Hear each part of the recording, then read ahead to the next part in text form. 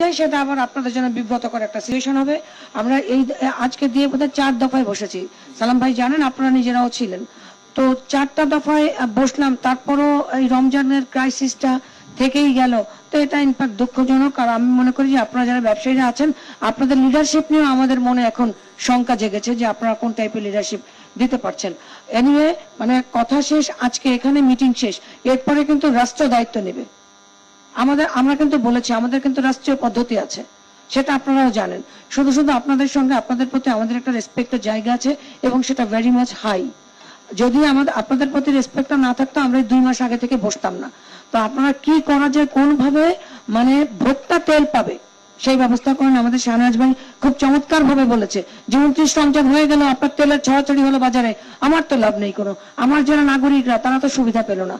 So আজকে আপনারা বলেন, মেয়র মহোদয় আছেন, কালকে যে বড় একটা অভিযান হয়েছে এটা কিন্তু জাতীয় সংবাদে পরিণত হয়েছে। আপনারা দেখেছেন, এমন কোন জায়গা নাই ঢাকা শহরে যারা না জানে যে চট্টগ্রামের খাতুনগঞ্জে আমরা ড্রাইভ দিয়েছি।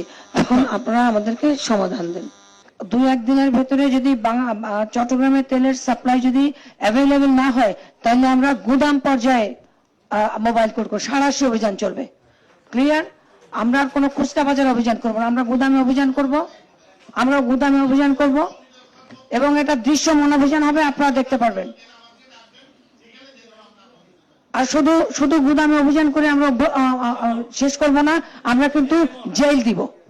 আজকে টিকেট গ্রুপ বলেন বা সিটি গ্রুপ বলেন, এরকম একটা প্রতিষ্ঠিত গ্রুপের কাউকে যদি আমরা 10 দিনের জন্য জেল দিই, আমি মনে করি সেই গ্রুপটা মরে যাওয়ার মতো একটা অবস্থা অপরাধের কারণে। সো আপনারা সাবধান হন, আমাদের কাজকেই আপনারা বলে যাবেন। আপনাদের যেভাবে আমাদের খাতুনগঞ্জের ব্যবসায়ী সমিতি সভাপতি মহোদয় বলেছেন, আপনারা আজকেই সিদ্ধান্ত হবে, না হলে কালকে থেকে রাষ্ট্র দায়িত্ব নেবে।